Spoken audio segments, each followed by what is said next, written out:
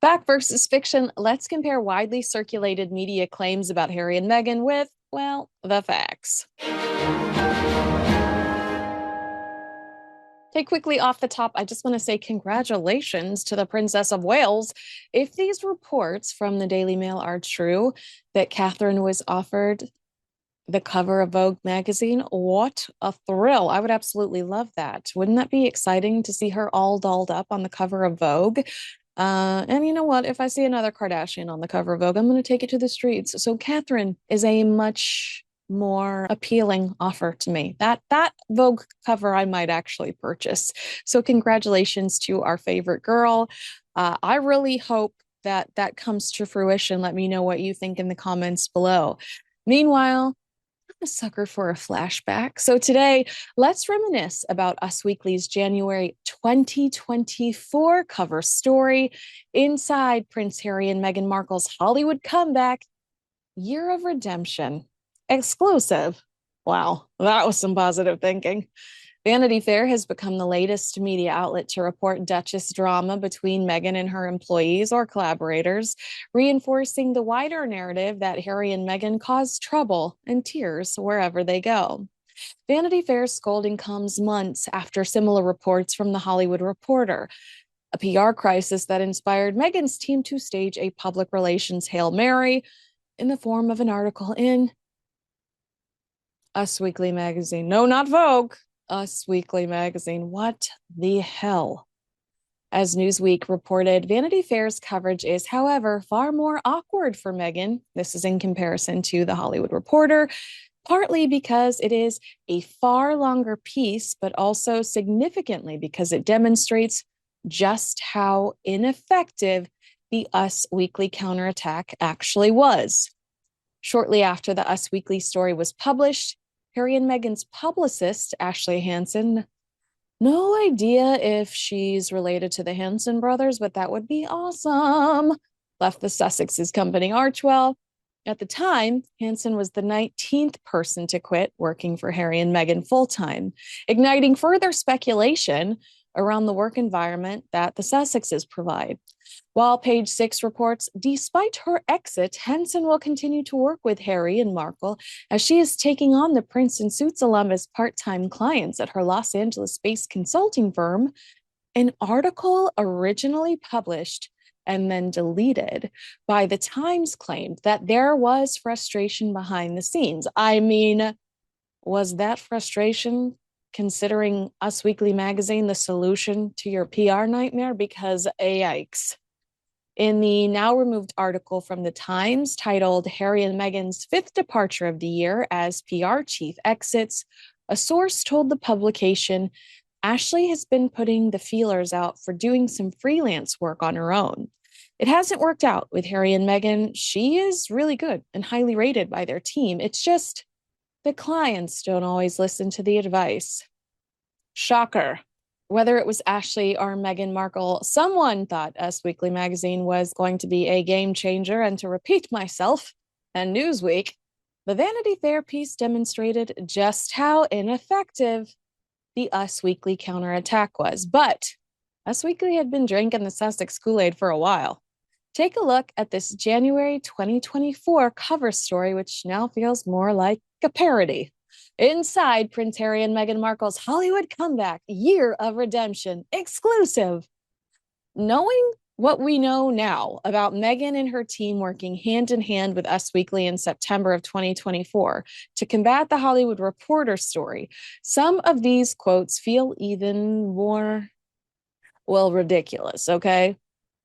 Us Weekly says, the past year, now this is 2023 they're talking about, the past year wasn't exactly a banner one for Prince Harry and Meghan Markle. In January, Harry's memoir Spare sent shockwaves across the pond, deepening the rift between the prince and members of the royal family.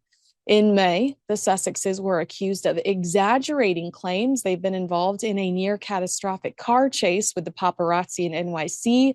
And in June, it was revealed Meghan's short-lived podcast Archetypes had been canceled and the couple's partnership with Spotify had been dissolved. An executive at the media company labeled them grifters. That's a nice way to say it because there was an F word in the actual quote. They were mocked on South Park and Family Guy as rumors of money woes and marital tension picked up steam. Before the year was out, they made one publication's list of 2023's biggest losers. It was The Hollywood Reporter, y'all. THR read them like a friggin' book from the jump. Us wrote, but it looks like 2024 is already off to a better start. In mid-December, Harry saw a landmark victory in one of his phone hacking lawsuits against a group of British newspapers. He was awarded $180,000. Sources tell us lucrative offers have been flooding in for him and his wife, and that despite being tested, their marriage is stronger than ever.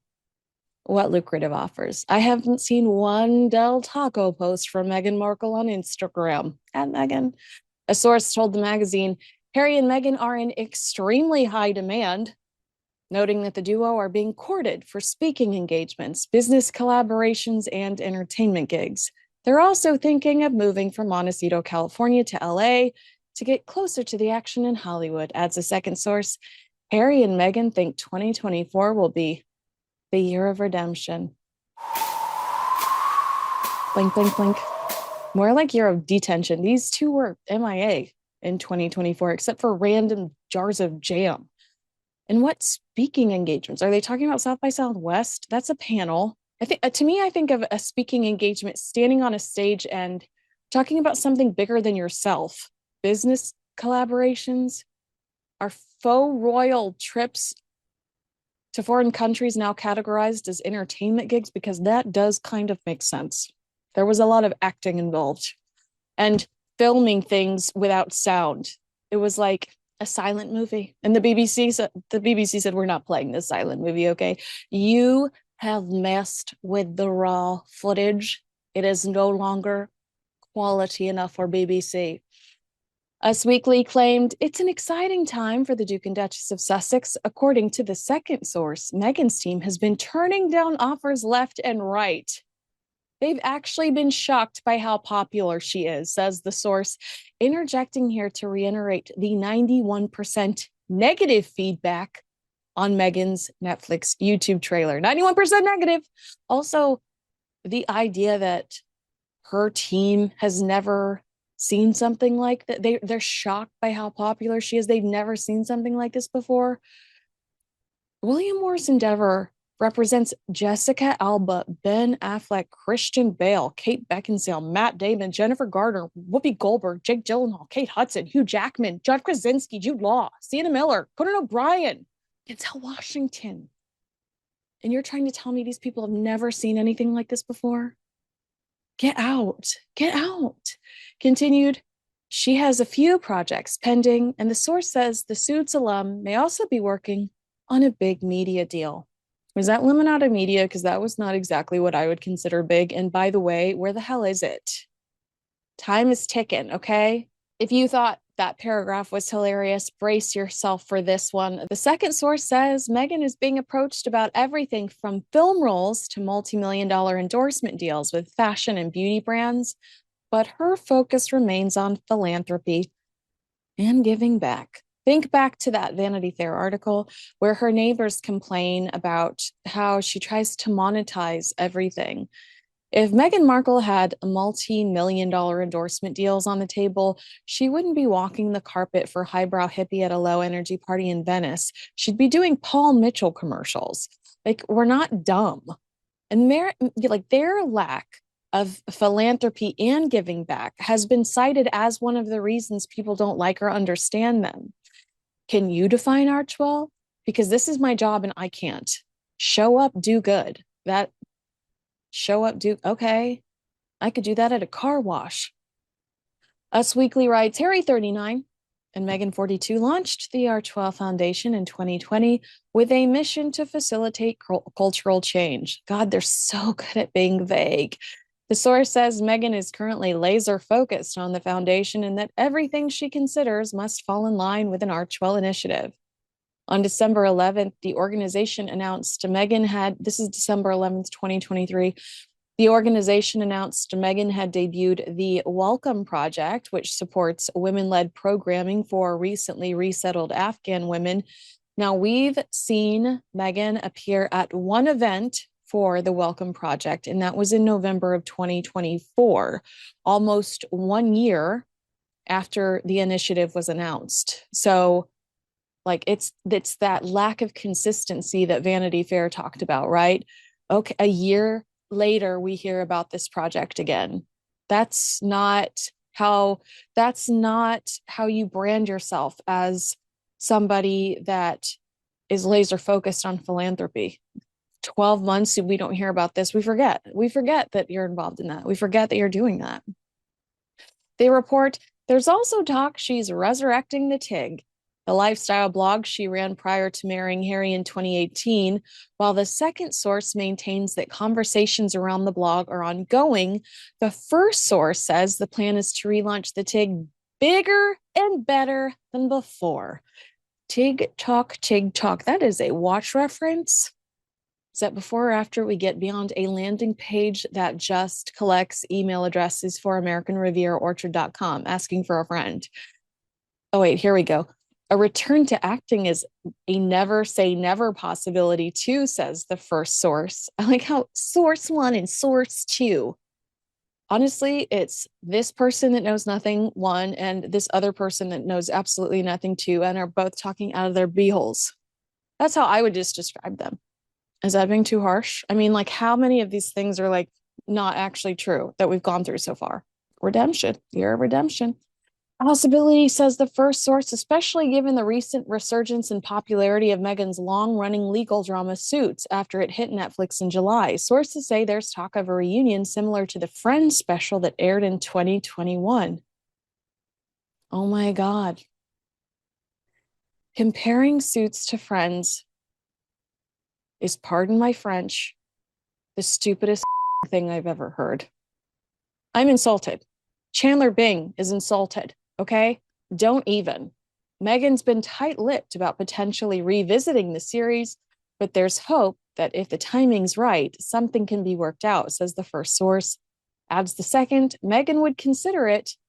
There have already been discussions. Well, there's a spinoff that already exists with literally no sign of Meghan Markle. So who's discussing what? The source adds Meghan is currently 100% more interested in directing and being behind the camera. In 2020, she and Harry signed a deal with Netflix worth a reported $100 million. Vanity Fair said it's definitely not $100 million. So far, Archewell has produced the couple's Netflix docuseries, Harry and Meghan, and Harry's Heart of Invictus series. This August, they acquired the rights to the bestseller Meet Me at the Lake and will be adapting the romance novel for the streamer.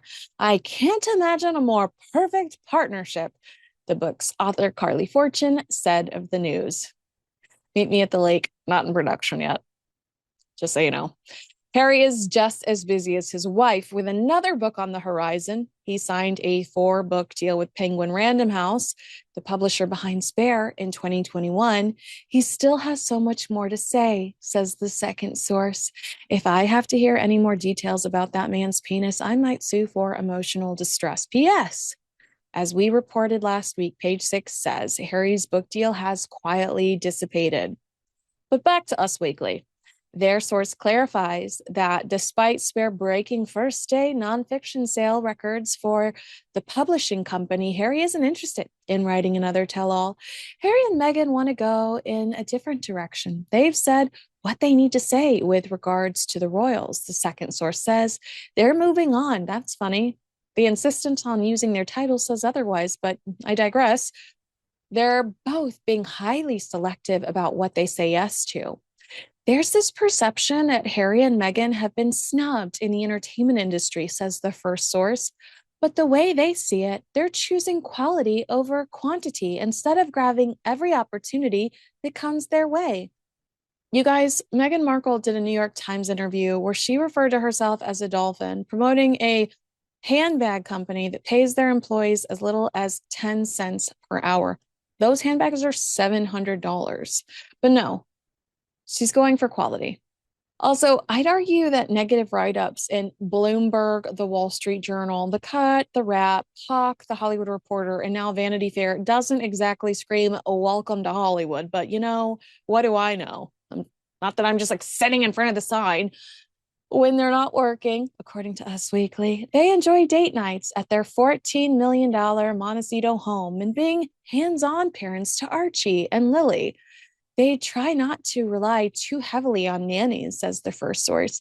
Harry and Meghan spend plenty of time outdoors hiking with the dogs or kicking a soccer ball around with the kids. They also like to host dinner parties at the house and just kick back and binge watch shows. Do you think they're watching Undercover Boss? Wouldn't that be a great episode of Undercover Boss? Archwell. Oh my God. Meghan having to go behind the scenes and like listening to all the people that are like calling Valentine low behind her back. She's at it again. Poor Valentine Lowe's like, this is the sixth time you've called me this week. The couple will be spending Christmas at this is an old article. The couple will be spending Christmas at home in Montecito with friends and Meghan's mom, Doria. They'll be cooking, playing games, and swapping gifts, says the first source. They have a tough time trying not to spoil the kids too much. During a recent event, Meghan told the crowd that despite son Archie's pleas for a pricey camera, he wouldn't be getting expensive photography equipment for Christmas. Oh, I think it's okay to spoil children that have no relationship with any of their living relatives. Treat yourself, baby Lils. Meanwhile, over in the UK, Kate and William will head to the royal family's Sandringham country estate with their three kids for some traditional festivities with King Charles III and the rest of the clan. As us previously reported, Harry and Meghan reached out to King Charles to wish him a happy birthday in mid-November, but sources say the relationship between Harry and the other royals, including Prince William and Princess Kate, remains strained. There's no communication, says the second source. No Sherlock. According to the first source, Harry was pleased he connected with his father, and he and Meghan want to have more contact with the royal family as 2024 unfolds. They're hoping things heal with time. How wickedly delicious to read something so fraudulent, knowing that the Sussexes purposely worked with this publication months later. I mean, does it not just blow your hair back to read some of that stuff and be just like, who wrote this garbage? Year of Redemption? I mean, is it the same source that did the Markle Sparkle page 6 article? Real talk. Are these the same peeps? Because that Year of Redemption didn't really work out for him, did it? If you made it all the way to the end of this video, I almost didn't. Okay, this is like the 20th time I've tried to record this video. I've got the Sunday scaries, I think. I record this on Sunday late not at night so you guys can have it on Monday. And I had a hard time. So thanks for bearing with me. If you did make it to the end of this video, make sure you comment with the crown emoji or the word redemption so that I can see you. Make sure you like, subscribe, and share this video with a friend. Thanks so much for watching. I'm Kinsey Schofield.